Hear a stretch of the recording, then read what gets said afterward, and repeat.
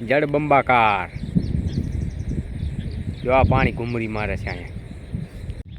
જો તમે કેવી ભયંકર સપાટીએ વહે છે આપણી મચ્છુ નદી. ડેન્જર મોડમાં એકદમ. એ ગયું ભેખડ ગઈ. રસ્તો આપણો ધોવાતો જાય. જો હાલ્યું જાય બધું.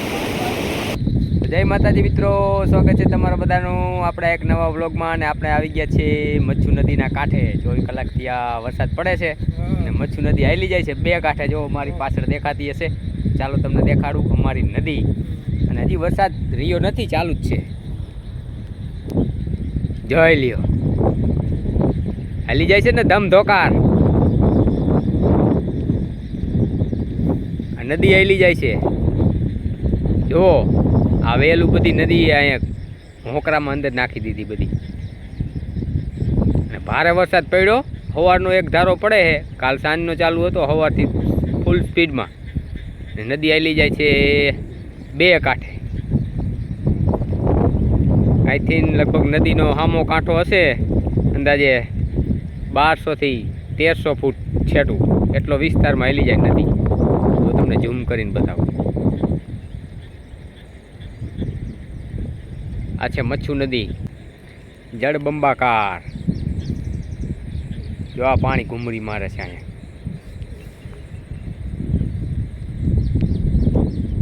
છે નદી.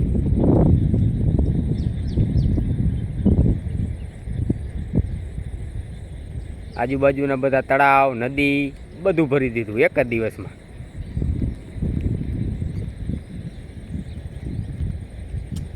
જો કેવી આવેલી જાય છે. અને આપણે કોજવેલનો વિડીયો બનાવ્યો તો ત્યાં તો જવાય એવું નથી ને, કે અહીંયા જઈને બનાવો, કેમ કે રસ્તામાં આડો હોકરો આવી ગયો છે.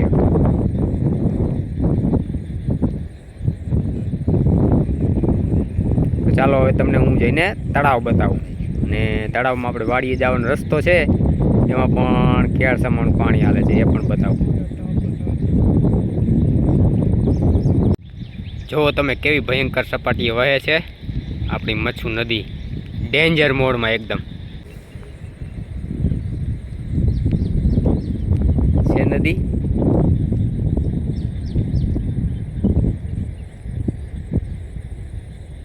આજુબાજુના બધા તળાવ, નદી બધું ભરી દીધું એક જ દિવસમાં.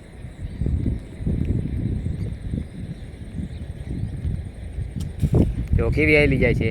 અને આપણે કોજવેલનો વિડીયો બનાવ્યો તો ત્યાં તો જવાય એવું નથી ને, કે અહીંયા જઈને બનાવો, કેમ કે રસ્તામાં આડો હોકરો આવી ગયો છે.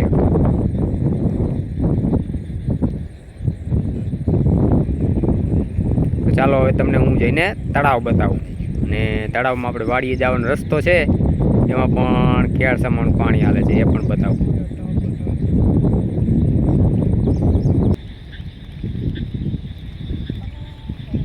એકદમ ડેન્જર મોડમાં ને જોરદાર હાલી જાય છે. ને આ બાજુમાં ખેતર છે, ખેતર પણ આખું નદીના હિસાબે પાણીથી ભરાઈ ગયું. જો આ ખેતર છે, આ ખેતર છે, આ વાડ છે ખેતરની. જો આ દોરી બાંધેલી છે, આ પણ ખેતર છે.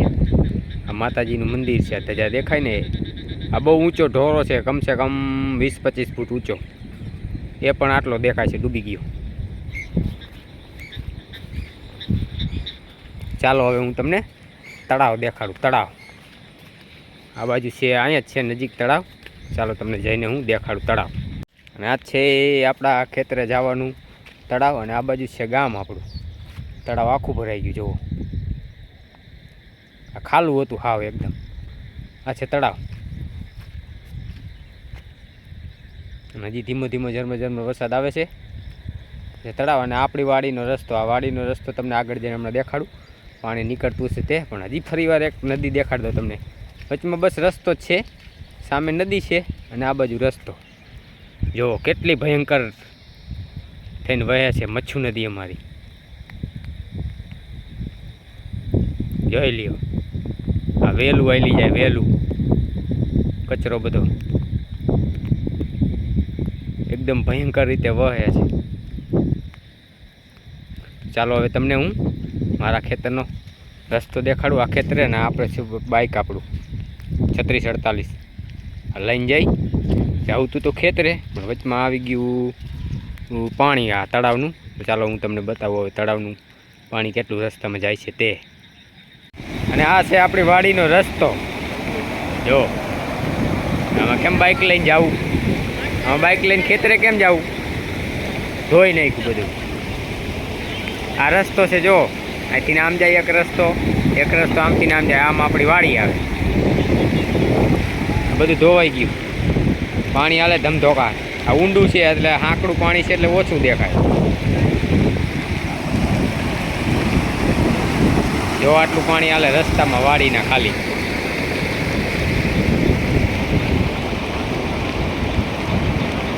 બહુ વરસાદ પડ્યો. આ છે ઓલું તળાવ ભરાઈ ગયું. જો આ તળાવમાંથી આપણે જે તળાવ બતાવ્યું હતું ને એ તળાવ છે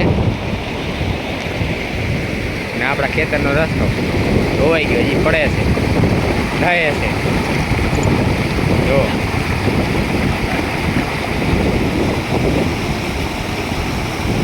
એટલે આપણે વાડીએ જવાનું માંડી વાળું ને ઊભા રહી ગયા અને વિડીયો બનાવવા માંડ્યા.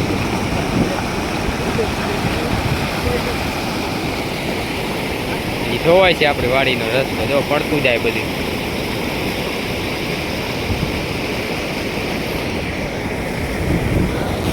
એ ગયું ભેખડ ગઈ. રસ્તો આપણો ધોવાતો જાય. જો હાલ્યું જાય બધું. પાણી વધે છે આમાં.